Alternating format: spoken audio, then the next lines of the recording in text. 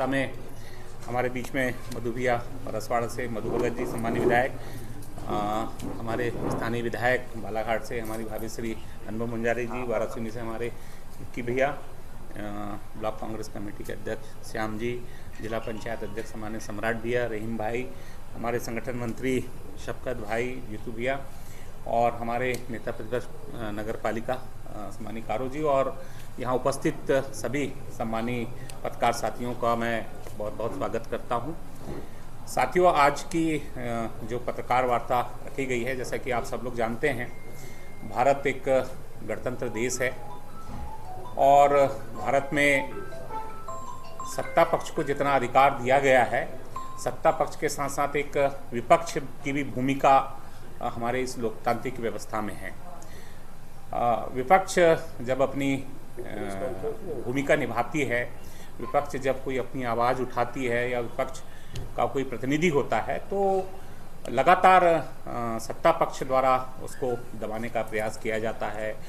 चाहे वो मुद्दा जायज़ हो, सही मुद्दा हो या कोई भी मुद्दा हो, अगर वो सलाह चाहे विधानसभा हो या किसी भी हमारे स्तर के पदाधिकारी हों, जब सरकार को अगर सही मुद्दे और सही बात रखते हैं तो उन मुद्दों को देखने के बजाय, समझने के बजाय उस मुद्दों को कहीं दूसरी दिशा लगातार सत्ता पक्ष द्वारा दिया जाता रहा है।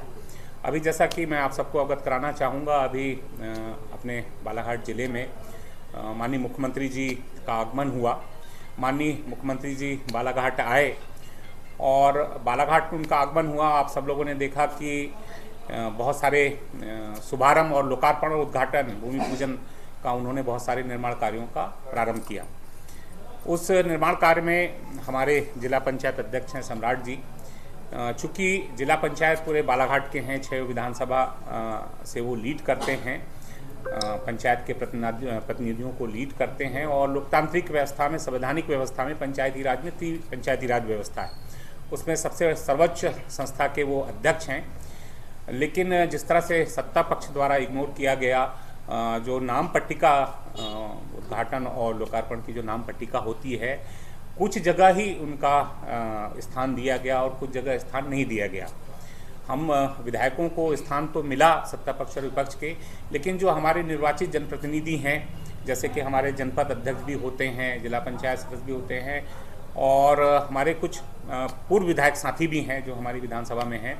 जब सत्ता पक्ष द्वारा जब अपने पूर्व विधायक, पूर्व मंत्री का नाम पट्टिका में रखा जा सकता है, तो हमारा ये कहना था कि हमारे जो पूर्व में जो जनप्रतिनिधि रहे हैं, जिस भी विधानसभा, जिस भी क्षेत्र से आते हैं, पूर्व विधायक हैं, सम्मानीय हैं, बड़े अच्छे पदों में रहे हैं, उनकी भी नाम पट्टिका, जैसे कि लांजी से हमारी हिना कावरे जी हैं, सुश्री हिना कावरे जी हैं, उनका नाम पहले रखा गया और उसके बाद अचानक काटा गया। या तो रखते नहीं, लिखते ही नहीं, लेकिन अचानक नाम काटा गया। तो कहीं ना कहीं हमको ऐसा महसूस हुआ कि एक राजनीति के तहत ये सब किया जा रहा है और विपक्ष के लोगों को किस तरह से हम इग्नोर करें, विपक्ष के लोगों की उसकी आवाज़ को किस तरह से दबाने का काम करें, ये सत्ता पक्ष और शासन प्रशासन उसके दबाव में ये कार्य कर रहा है। तो मैं आपके माध्यम से ये कहना चाहता हूँ कि ऐसी प्रशासन की चेतावनी है कि सत्ता पक्ष में आकर ऐसा कोई कार्य ना करें। जो प्रोटोकॉल है, जो व्यवस्था है, उस व्यवस्था के तहत सबको स्थान मिले, सबका सम्मान हो और सबके कार्य हों। एक विषय है, आप सबने देखा कि प्रदेश में बहुत सारे मुद्दे हैं, बेरोजगारी के मुद्दे हैं, युवाओं को हमको रोजगार नहीं मिल पा रहा है। किसानों को भारतीय जनता पार्टी ने चुनाव के समय वादे किए थे, हमारे युवा साथियों को वादे किए थे कि धान का समर्थन मूल्य हम 3100 रुपये करेंगे। बड़े अपेक्षा थी। सरकार बनने के बाद मुख्यमंत्री जी लगातार, बालाघाट में मुख्यमंत्री जी का आगमन हुआ। बालाघाट जिला सबसे बड़ा धान उत्पादक जिला है,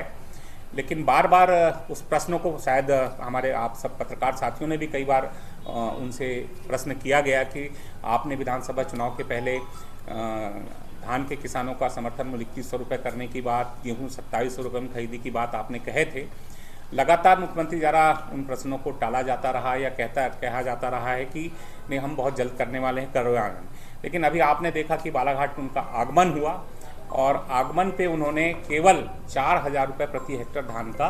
बोनस देने की बात कहे। तो कहीं ना कहीं ये छलावा है जो आप जनता से वादा करते हैं और चुनाव जीत जाते हैं, जब सत्ता में आते हैं तो जनता द्वारा के को जो वादा आप करते हैं उन वादों के खिलाफ ही है, वो उस वादों को आप भूल जाते हैं। ये उनका चाल और चरित्र है। देखिए, निश्चित तौर पे बहुत सारी समस्याएं किसान की है, युवाओं को रोज़गार नहीं मिल रहा है उसकी है, शिक्षा के क्षेत्र है, स्वास्थ्य है, महिलाओं के साथ हो रहे अत्याचार है, बहुत सारे ऐसे मुद्दे रहते हैं। और इन मुद्दों को लेकर अगर कोई बात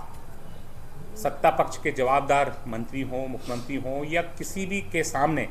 अगर जनता द्वारा जब अपनी बात रखी जाती है, मांग रखी जाती है, या हम सामाजिक परिवेश में रहते हैं, सामाजिक परिवेश में भी कई बार हमारे समाज के लोग कई मांगे रखते हैं, कई बातें रखते हैं। अगर उन मांगों को, उन बातों को अगर सत्ता पक्ष का कोई मंत्री ये कहे कि ये जो भीख मांगने की प्रवृत्ति है, ये भिखारीपन छोड़ा जाए, तो कहीं ना कहीं ये उस जनता का जिससे आप वादा करते हैं, जो जनता आपको राजा बनाती है, जो आपको सत्ता बनाती है, जो आपको पद तक पहुंचाती है, उस जनता का ये कहीं ना कहीं अपमान है। और कांग्रेस पार्टी इसका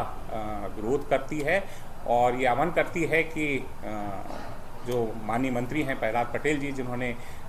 जनता को भिखारी कहा, वो अपने शब्द वापस लें और माफ़ी मांगें। अगर वो ऐसा नहीं करते हैं तो कांग्रेस द्वारा मध्य प्रदेश कांग्रेस कमेटी के माननीय अध्यक्ष जीतू पटवारी जी और हमारे विपक्ष के नेता उमंग सिद्धार्थ जी और हमारे राष्ट्रीय महासचिव और कांग्रेस के वरिष्ठ नेताओं द्वारा ये कहा गया है कि अगर माननीय मंत्री जी अगर माफ़ी नहीं मांगते हैं, सरकार उस पर माफ़ी नहीं मांगती है, तो 6 तारीख को हम लोग ब्लॉक स्तर पे धरना और प्रदर्शन करेंगे। 8 तारीख को जिला मुख्यालय पर प्रदर्शन होगा, 10 तारीख को राज्य स्तर पर प्रदर्शन होगा और 11 से लेकर 15 तक जो हमारे मोर्चा संगठन है इसका विरोध प्रदर्शन करेंगे और सरकार से और मंत्री से उनके इस्तीफे की मांग करेंगे। ये हम कांग्रेस पार्टी की ओर से आप सबको